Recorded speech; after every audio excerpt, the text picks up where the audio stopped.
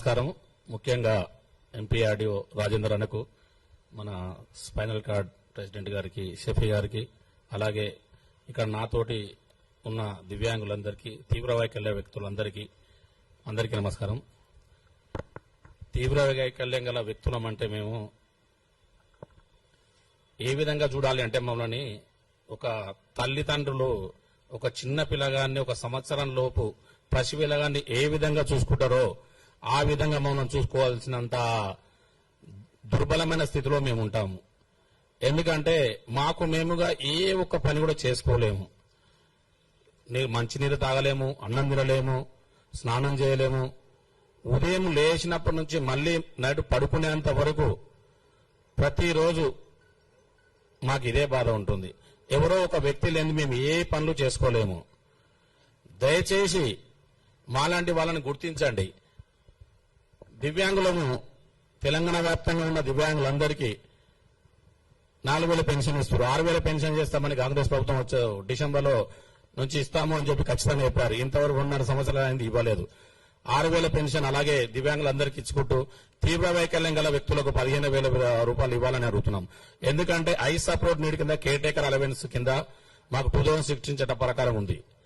మేము గత 2018 నుంచి గత 8 సంవత్సరాల నుంచి ఇదే ప్రెస్ క్లబ్ లో ఒక 10-15 మీటింగ్లు పెట్టాము. ఇప్పటి వరకు 4 గోడల మధ్యలోకి వెళ్ళి మేము బయటకు వెళ్ళడమే కష్టం అనుకుంటే, మాలాంటి వాళ్ళము ఇంత దూరం ఇక్కడ 100 మంది, మేము ఒక్కోసారి 500 మంది కూడా ఈ ప్రెస్ క్లబ్ లో మేము మీటింగ్ పెట్టాము.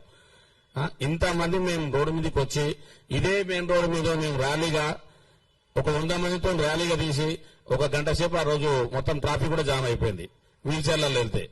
ఎందుకు మీకు కనికరం కలగట్లేదు మా మీద? మీరు ఎన్నో మంచి పనులు చేస్తున్నారు. అందులో 10 పనులు చేస్తే అందులో ఒక 2 మీకు పనికిరాని పనులు కూడా ఉన్నాయి, చాలా ఉన్నాయి అందులో. కనీసం ఇది మీకు దయ కలగట్లేదా? పక్క రాష్ట్రంలో ఆంధ్రప్రదేశ్ లో పవన్ కళ్యాణ్ గారిని ఒక్కసారి వెళ్లి అక్కడ మస్లెట్ డిస్టర్బీ ప్రెసిడెంట్ శోభారాణి గారు అండ్ నేను పవన్ కళ్యాణ్ గారిని ఒక్కసారి వెళ్లి కలిశాము.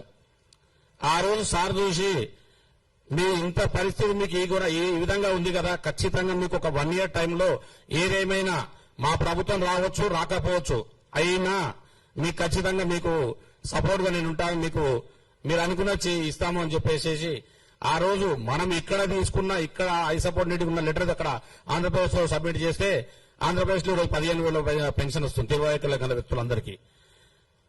అంటే ఇక్కడ మన దగ్గర ఎవరు పవన్ కళ్యాణ్ లాంటి మనుషులు ఎవరు లేరా? రేవంత్ రెడ్డి గారు మీకు కనబడట్లేదా? దయచేసి ఒకసారి చూడండి. అంటే ఆయన పవన్ కళ్యాణ్ గారికే మనసు ఉంది, మీకు మనసు లేదా? ఎవరికి? టీఆర్ఎస్ ప్రభుత్వం వాళ్ళకి ఎవరికి మనసు లేదా? కాంగ్రెస్ ప్రభుత్వం వాళ్ళకి ఎవరికి మనసు లేదా? దయచేసి ఒకసారి గమనించండి మాలోని మా బాధ ఒకసారి చూడండి. ప్రతి ఒక్క మంత్రిని కలిశాము, గవర్నమెంట్ ఉద్యోగులను ప్రతి ఒక్కరిని కలిశాము. చేయందల్లా ఎవరినంటే టీఆర్ఎస్ ప్రభుత్వంలో కేసీఆర్ కలవలేదు, ఇప్పుడు కాంగ్రెస్ ప్రభుత్వంలో రేవంత్ రెడ్డి గారిని కలవలేదు, అంతే తప్ప మిగతా ప్రతి ఒక్కరిని కలిసాము. అంటే ఈ పొజిషన్ లో మేము వచ్చి ఇన్నిసార్లు అడిగినా గానీ మీరు చేయట్లేదంటే మేమేమి, లేదంటే మమ్మల్ని చంపేయండి, బతికి లాభం లేదు కదా. మేము ఎంతో మంది అందరు కాలు చేసి చక్కగా ఉన్న వాళ్ళగా చనిపోవాలని సూసైడ్ చేసుకుంటున్నారు, చనిపోతున్నారు బాధలతోని. కానీ మేము అలా కాకుండా మేము 4 గోడల మీదకి వెళ్ళి బయటకు వెళ్ళాలి, నలుగురిలో మేము కూడా బతకాలి అని బయటికి నలుగురికి చెప్పుకుంటూ మేము వేరే వాళ్ళ ధైర్యం ఇచ్చుకుంటూ ఈ పొజిషన్ లో ఉండి కూడా మేము వేరే వాళ్ళ ధైర్యం ఇచ్చుకుంటూ బతకాలని మేము చూస్తుంటే, మీరు సపోర్ట్ చిన్న సహాయం ఐ సపోర్ట్ నీడి కింద 15,000 రూపాయలు ఇస్తే అది మాకు ఎంతో పెద్ద సహాయం అవుతుంది. అది ఎందుకోసం అడుగుతున్నామంటే, ఇంట్లో తల్లిదండ్రులు ఇద్దరు ఉండి మాకు పని చేయలేరు, ఖచ్చితంగా వాళ్ళు పనికోతే తప్ప ఇల్లు గడవ చాలా మంది ఉన్నాం.